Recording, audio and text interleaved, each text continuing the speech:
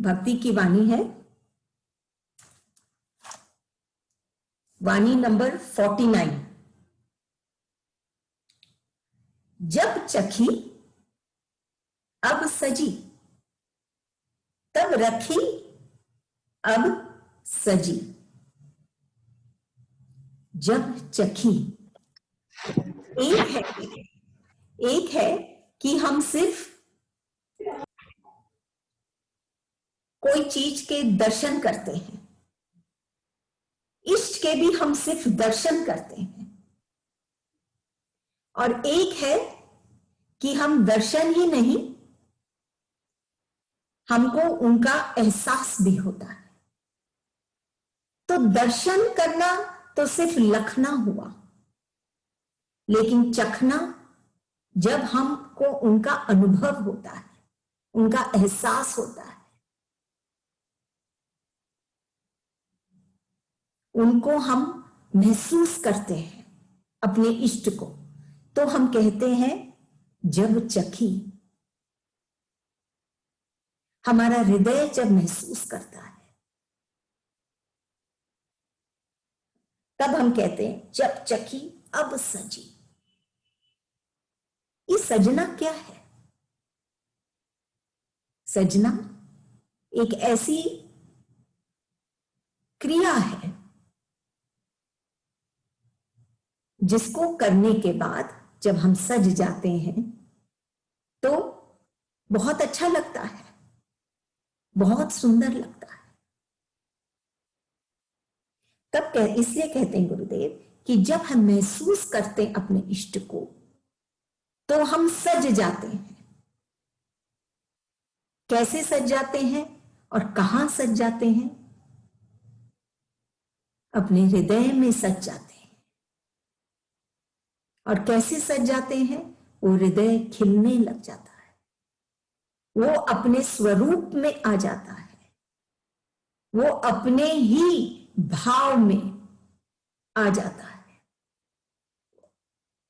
जब चखी अब सजी, अब वो सजने लग जाता है।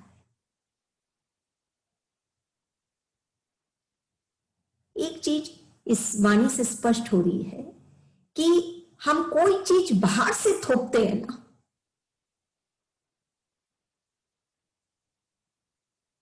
तो थोड़े समय के लिए तो वो सजा हुआ लगता है, लेकिन फिर वो सजावट खत्म हो जाती है, नष्ट हो जाती है। तब गुरुदेव बोलते हैं जब चखी अब सजी। लेकिन ये जो हृदय अपने इष्ट के प्रेम को चख लेता है, महसूस कर लेता है, तो ये हृदय सज जाता है और हमेशा सजा हुआ रहता है। तब कहते हैं तब रखी अब सजी। वो ऐसे सज जाता है, ये हृदय ऐसे सज जाता है कि ये सजावट फिर हमेशा उसके हृदय में बस जाता है, हमेशा। वो सजावट कहीं जाती नहीं है। बाहर में आप देखिए, अक्सर हम घर को सजाते हैं, मंदिर में वगैरह सब जगह सजावट होती है। 1 दिन, 2 दिन, 4 दिन, फिर वो सजावट खत्म हो जाती है। लेकिन ये क्या सजावट है कि ये कभी खत्म ही नहीं होती, हमेशा वैसे ही रहती है। तब रखी, जब चखी अब सजी, तब रखी, ये सजावट को रखी, ये सजावट वैसे का वैसा रहा, अब सजा।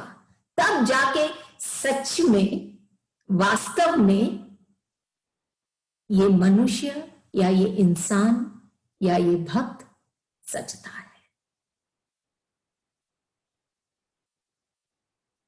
बाहर से तो हम इस तन को सजा लेते हैं, लेकिन वो भी समय विशेष के लिए, हमेशा तो वैसे सजे हुए नहीं रह सकते। अगर हमेशा सजा हुआ रहना है तो हमको हमारे हृदय को सजाना पड़ेगा। और हृदय को सजाने के लिए हमको अपने इष्ट के प्रेम को चखना होगा, महसूस करना होगा, तब जाके हम सजेंगे। सजेंगे ही नहीं, ये सजावट रहेगी। जैसे इसमें गुरुदेव लिखते हैं, तब रखी, ये सजावट को रखी और तब अब सजी। ये है वास्तव में सजना।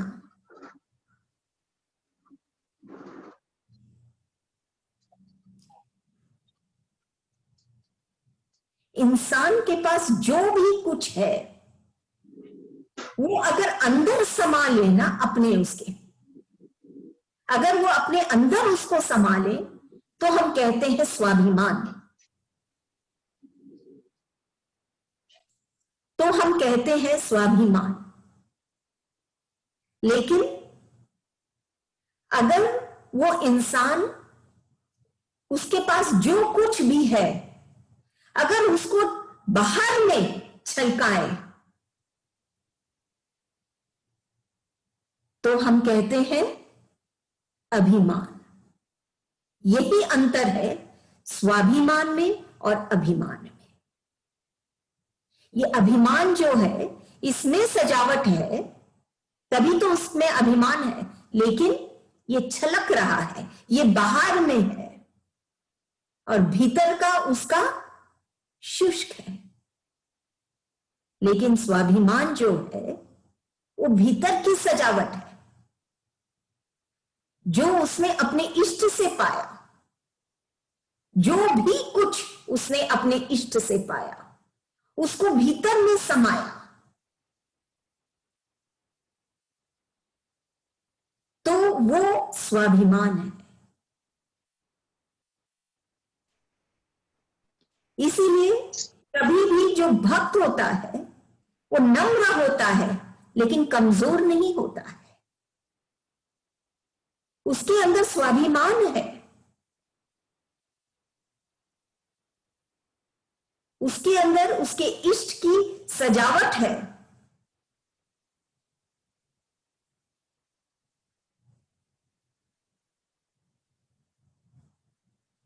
अगर हम मूल को पकड़ेंगे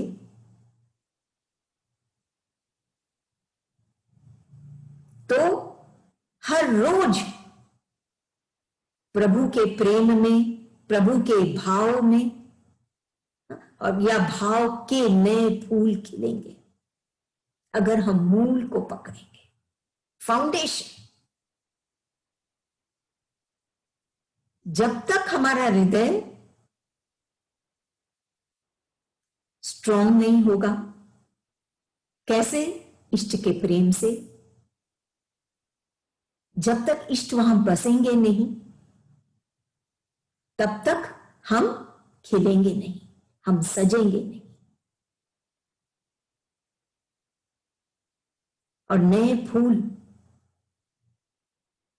नई भावनाएं, नई बातें, नई उत्साह रोज हमारे जीवन में आएगा नहीं। इसीलिए हमको मूल को पकड़ना है, हमारे हृदय के अंदर जाके हमको हमारे, क्योंकि यही फाउंडेशन है, ये हृदय ही फाउंडेशन है हमारे जीवन का, हमारे कर्मों का, हमारे सोच का, हमारे विचारों का, हमारे अस्तित्व का, हर एक चीज का फाउंडेशन ये हृदय है। तब गुरुदेव कहते हैं इस वाणी में, जब चखी अब सजी, तब रखी अब सजी। उसको और कुछ नहीं भाता, उसने अपने इष्ट को महसूस किया है और वो जो आनंद पाया है ना इष्ट को महसूस करके, अब उसको अलग से कुछ चाहिए ही नहीं। वो वैसे ही उस सजावट को कायम रखता अपने भीतर, क्योंकि ये जो इष्ट का प्रेम है ये शाश्वत है। इससे हम सज जाते हैं तो हम हमेशा सजे हुए रहते हैं। किससे? ऐसे भावनाओं से जो हमको सुंदर बनाते हैं, जैसे प्रेम, जैसे शांति, जैसे धीरज, क्षमा और कई। उसे हम अपने आप को भी सजे हुए पाते हैं और जो हमारे समक्ष आते हैं वो भी इसका आनंद लेते हैं। नेक्स्ट वाणी है हरि हर डर हर। हरि कौन है? हरि हम भगवान को भी कहते हैं। हरि वो है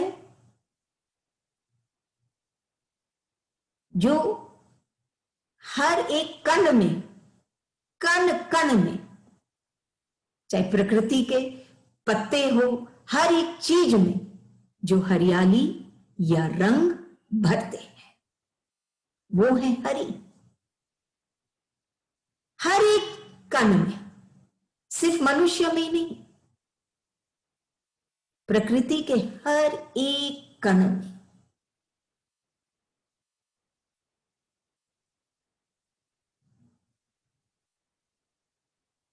जिसमें जो ये रंग उसमें भरता है या हरियाली उसमें भरता है वो है हरि। तो बोलते हैं हरि हर। तो हरि से ऊंचा कौन?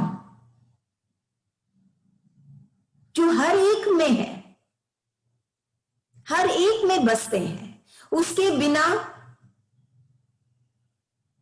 उस मनुष्य का या उस प्रकृति के उस कण का कोई अस्तित्व ही नहीं। तो यहां पर गुरुदेव वो हाईएस्ट सोर्स पर पहुंच गए, उससे कहते हैं हरि हर, क्योंकि सिर्फ वो ही हर सकते हैं। हर मतलब खत्म कर देना, जिसको हम हटा सकते हैं, किल कर देना। हरि हर, हटा दे तू, खत्म कर दे तू। डर हर,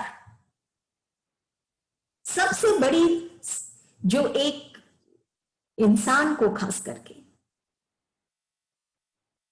ऐसे तो हर एक मेरे ख्याल से पशु पक्षी सब में ये डर है,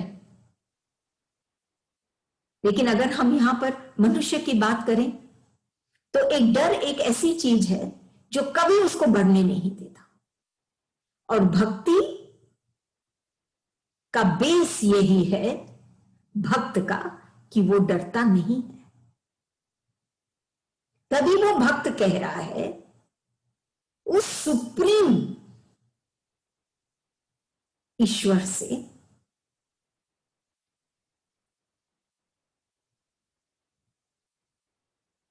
मुनि मॉरिस के उसके पास नहीं, सीधा ईश्वर के पास, कि तू मेरा इस डर को हटा मेरे अंदर से। मैं क्यों डर रहा हूं जब तू मेरे पास है।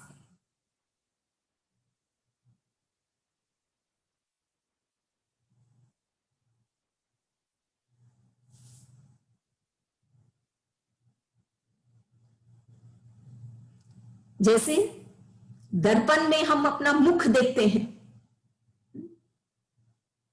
और संसार में हम सुख देखते हैं, ये सिर्फ दिखता है कि संसार में सुख है और दर्पण में हमारा मुख, लेकिन उसमें है नहीं। हमारा मुख दर्पण में सिर्फ दिखता है नहीं दर्पण में।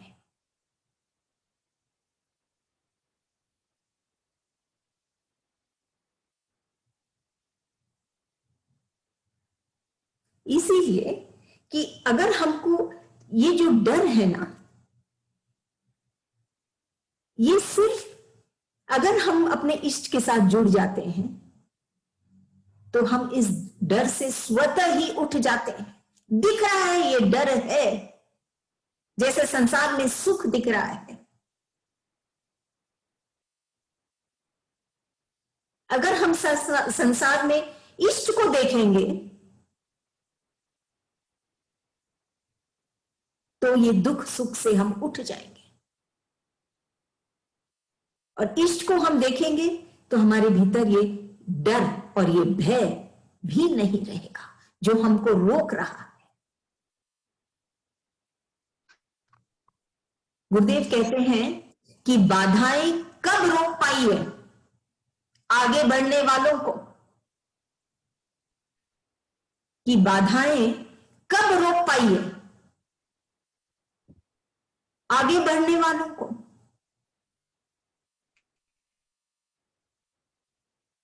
तूफान कब डरा पाया है उस भक्त को जिसके अंदर इष्ट से मिलने का तूफान जुनून है। वो नहीं डरेगा ये बाहर के तूफानों से। जिसको अपनी मंजिल तक पहुंचना ही है, आगे बढ़ना ही है, उसको कोई बाधा रोक नहीं सकती। बात यह है कि क्या हम आगे बढ़ना चाहते हैं कि नहीं, ये तीव्र इच्छा है कि नहीं।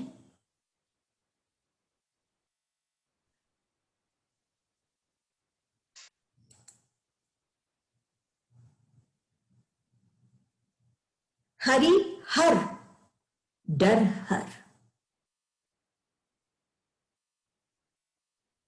अगर हम दवाई की दुकान में जाके, मेडिकल शॉप में जाके हम बोले कि हमको 1 किलो चावल दो, तो शायद हम गलत जगह पहुंच गए।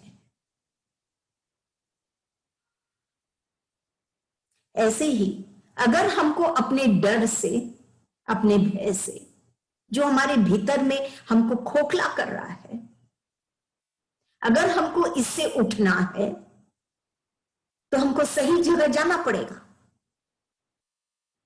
और वो है हरि के पास, जो हर सकता है, जो हटा सकता है, जो खत्म कर सकता है हमारे भीतर के इस डर को।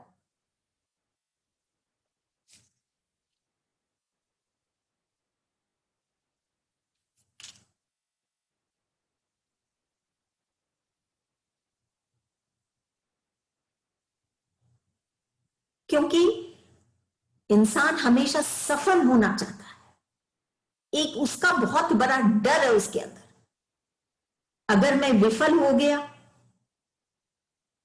सफलता ईश्वर की कृपा है,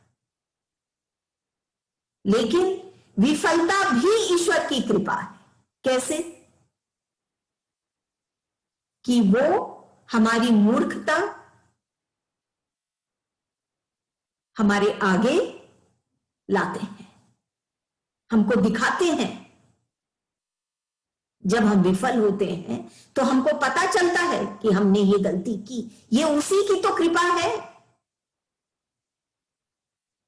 सफलता में भी और विफलता में, दोनों में उसकी कृपा है। एक से हम आगे बढ़ गए और एक से हम सीख गए कैसे हमको आगे बढ़ना है। तो भय किस बात का? भय कब आता है? जब हमको हमारे इष्ट की कृपा हमारे पर हमको नजर नहीं आती है कि हाँ, हमारे ऊपर भी ईश्वर की कृपा है, तब हम डरते हैं। भक्ति की बात है ये। वो भक्त अपने इष्ट से कह रहा है कि तू है मेरा, अब मेरे इस भय को तू हर, मुझे तू दिखे हर समय, मैं तेरे साथ हर समय जुड़ा रहूं, दुख में, सुख में, उदासी में, खुशी में, हर एक समय मैं तेरे साथ जुड़ा रहूं। फिर डर कहां चला जाता है, गायब ही हो जाता है, पता ही नहीं चलता। तब गुरुदेव की ये वाणी थी भक्ति की, हरि हर डर हर। तो मेरे भीतर का ये जो डर है, भय है, जो मुझे रोक रही है, मेरे जीवन में उत्साह नहीं ला रही है, इस डर को, इस भय को तू हर। कैसे? सिर्फ हम उसे याद करते हैं, उनको अपने पास पाते हैं, जैसे पहली वाणी में थी, चखते हैं, तब वो हमेशा हमारे साथ हो जाता है। तब ये डर स्वतः ही हट जाता है। कोशिश करके हम इस डर से नहीं उठ सकते हैं, लेकिन जब हम इष्ट के साथ जुड़ते हैं, हरि के साथ जुड़ते हैं, तो हम इस डर से उठ जाते हैं। नेक्स्ट वाणी है वाणी नंबर 51 भक्ति की। हृदय है तो ऋषिकेश के लिए। हृदय, लास्ट टाइम हम लोग मन की बहुत बातें किए थे। मन पर गुरुदेव हम लोग को समझा रहे थे कि मन कैसा है।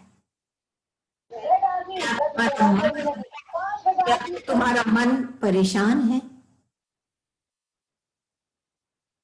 या मन तुम्हारी शान है? अब कहते हैं गुरुदेव, हृदय, मन में जब हम उतर जाते हैं और गहराई में जब हम जाते हैं, तो हम हृदय तक पहुंचते हैं। तो हृदय है तो ऋषिकेश के लिए। कि ऋषिकेश कहां है?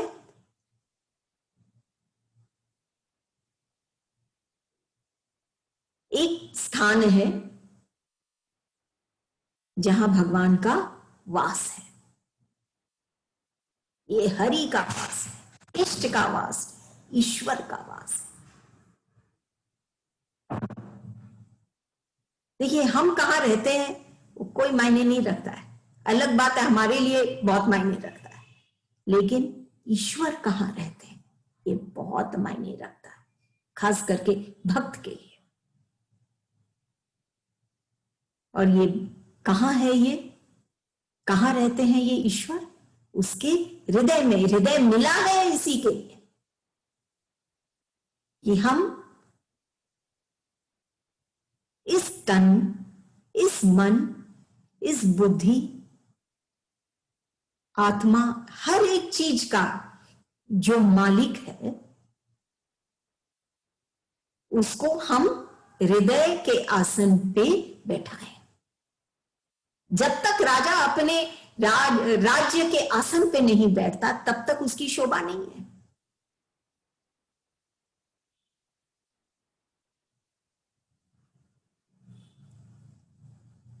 जैसे एक भिखारी, एक गरीब भिखारी, शहर में उसकी शोभा नहीं है।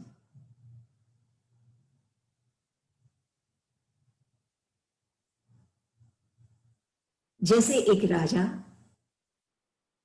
या कोई भी बिजनेसमैन उस जंगल में चला जाए तो उसकी शोभा नहीं है।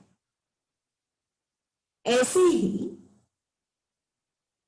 जब ईश्वर को हम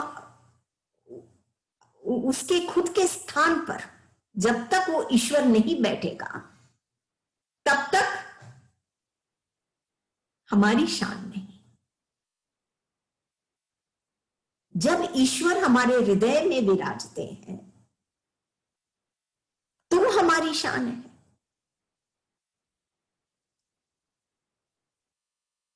समझाते हैं गुरुदेव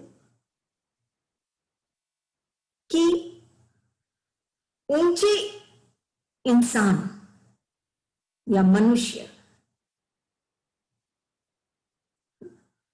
उसको हम कैसे मापते हैं कि वो कितना ऊंचा है या कितना ऊपर है, उठ गया है?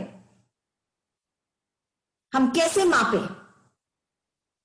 उसके पास कितना धन है उससे, जन है उससे, मान सम्मान है उससे?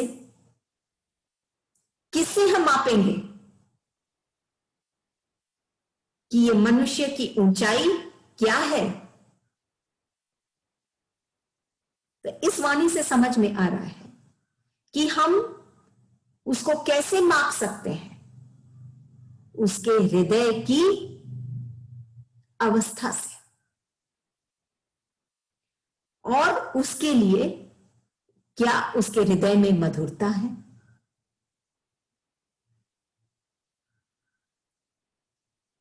क्या उसके हृदय में नम्रता है। अगर ये नहीं है तो वो ऊंचाई भी नहीं, क्योंकि हम जैसे बात करके चुके हैं, ये हृदय ही फाउंडेशन है। जितना स्ट्रांग ये फाउंडेशन है उतनी ऊंची वो इमारत है।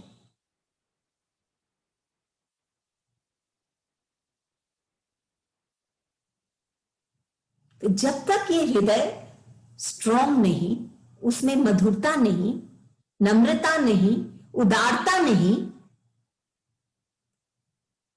तब तक वो इंसान या मनुष्य उतना ऊंचा नहीं। और ये मधुरता कैसे आ सकती है, या नम्रता या उदारता? जब ये हृदय उसके साथ जुड़ जाता है जिसके पास ये सब है, तब वो भी पा जाता है मधुरता।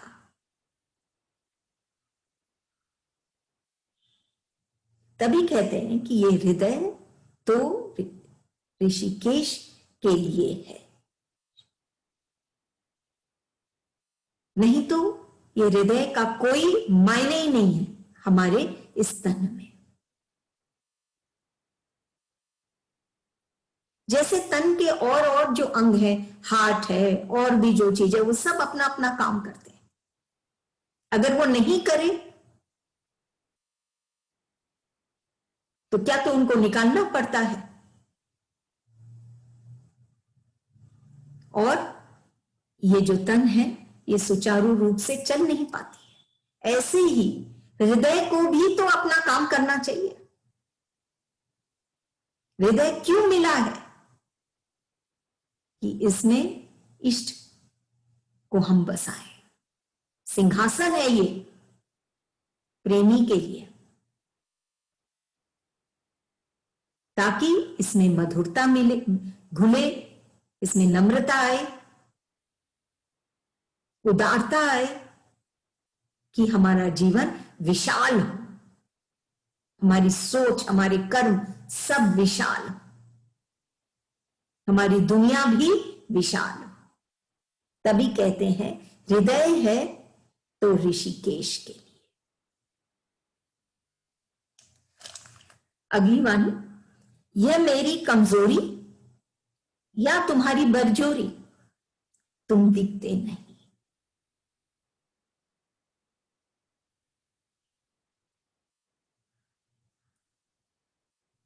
प्रेम क्या है? प्रेम शीतलता है, और प्रेम में तपन भी है।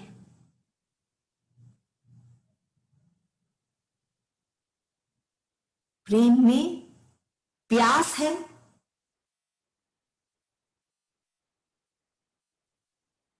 और हम ये नहीं कह सकते कि प्रेम में तृप्ति नहीं, प्रेम में तृप्ति भी है।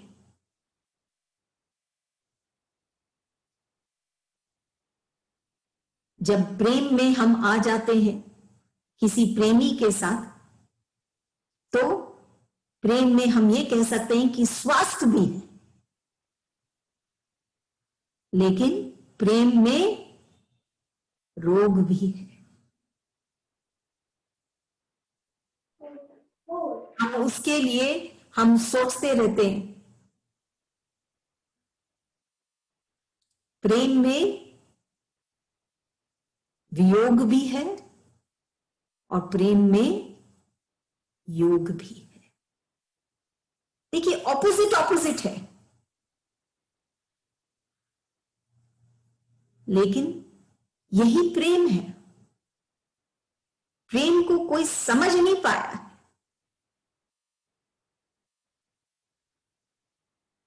प्रेम तो बस हो जाता है।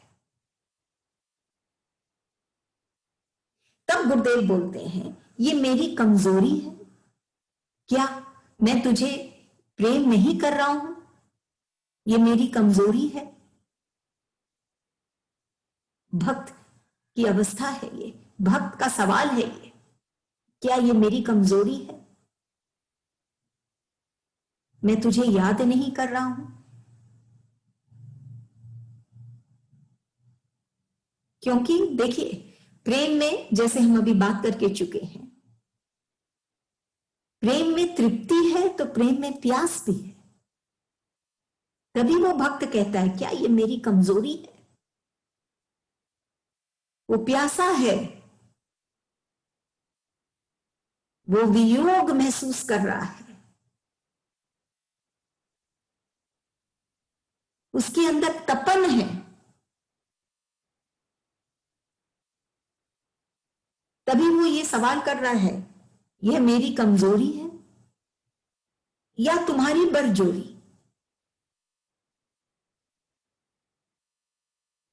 तुम मुझसे दूर हट गए, तुम मुझसे क्या कहे मुख मोड़ लिए, क्या बात है कि तुम मुझे दिखते नहीं। ये और कुछ नहीं, ये प्यार की, प्रेम की स्थिति है। उसको लगता है ये चीज, तुम दिखते नहीं। क्या हो सकता है, क्या भगवान की बरजोरी है, भगवान हमसे कभी मुख मोड़ सकते हैं? नहीं। तो क्यों नहीं दिखते? ये प्यार की अवस्था है। ये वो चाहता है कि वो हर समय अपने इष्ट से मिलता ही रहे, दिखते ही रहे वो इष्ट, हमेशा, हर क्षण। तब वो ये बात कहता है कि ये क्या मेरी कमजोरी है? ना उसकी कमजोरी है, ना इष्ट की बरजोरी है, ये तो प्रेम है दोनों के बीच में कि तुम दिखते नहीं। कभी संयोग होता है, कभी वियोग होता है। एक बार भाव में आएगा ना, वो हमेशा महसूस करेगा अपने इष्ट को, तब फिर वो वियोग की बात ही नहीं होगी। तब तो हमेशा योग ही रहेगा, हमेशा ही वो अपने इष्ट से जुड़ा रहेगा।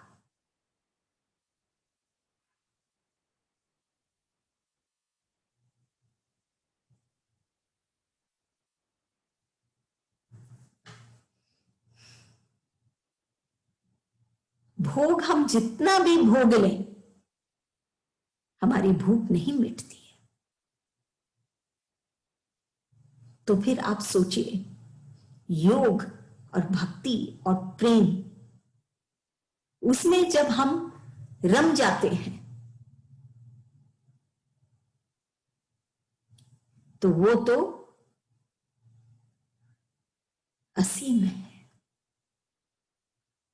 वो भक्त चाहता है कि हमेशा वो अपने इष्ट के पहलू में रहे, उसके हृदय में हमेशा वो इष्ट विराजे,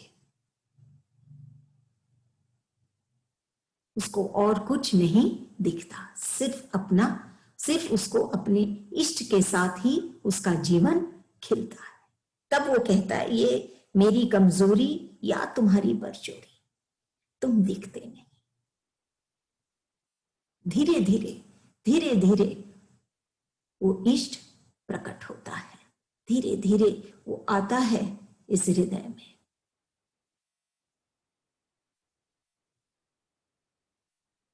कब आ जाता है पता ही नहीं चलता, लेकिन जब तक वो भक्त की क्या अवस्था होती है, वो ये वाणी हमको बता रही। बस